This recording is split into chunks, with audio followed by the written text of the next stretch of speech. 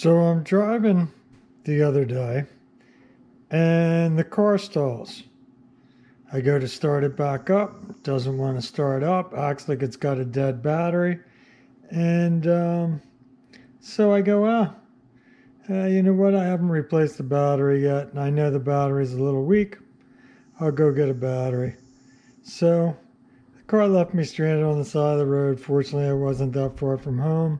I walked home. Went down, got an interstate battery, put it in the car.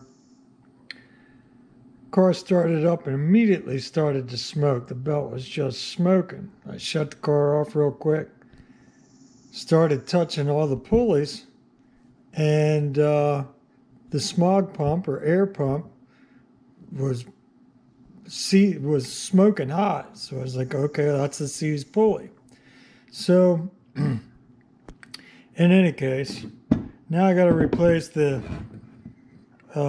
smog pump, but I took the smog pump off once I got home, and you can see that the end of the bearing is still on there. I haven't gotten that out.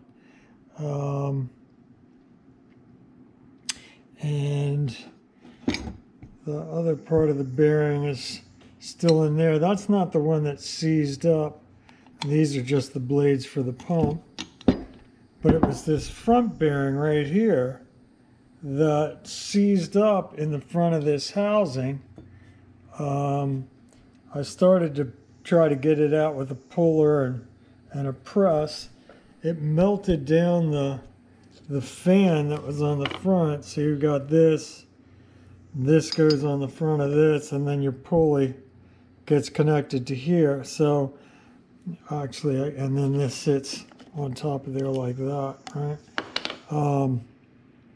So this bearing seized up tight, caused the car to stall, acted like a dead battery because it didn't want to turn the thing over. But I got a new one coming. I know some people are like, why even bother? Just put a pulley on it and be done with it. But I don't know. I kind of want the smog pump, and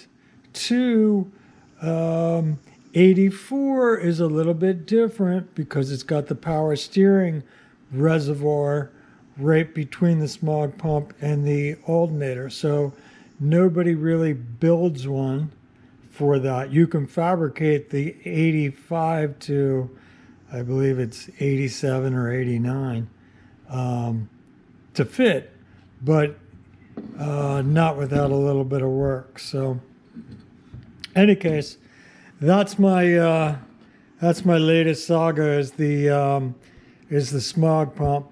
So I took that off, and like I said, it's pretty well burned up.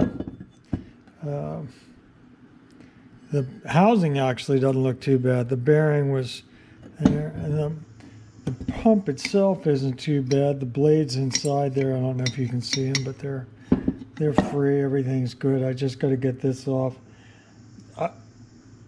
Hopefully, I'll have one tomorrow, and I'll put it back on and get the car to run again. So.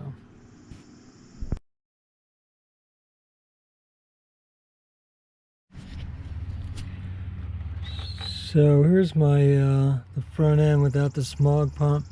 Now what I did was, I took off the tensioner and I ordered a new pulley, but I can't get that as quickly as the smog pump for some reason, so I greased the bearing.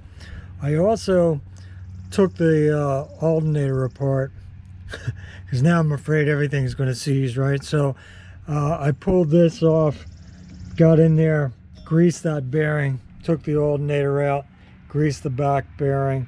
So the bearings in this should be fully lubed. The tensioner should be lubed up, but I'm going to replace that anyway. But it felt pretty good. All right, thanks.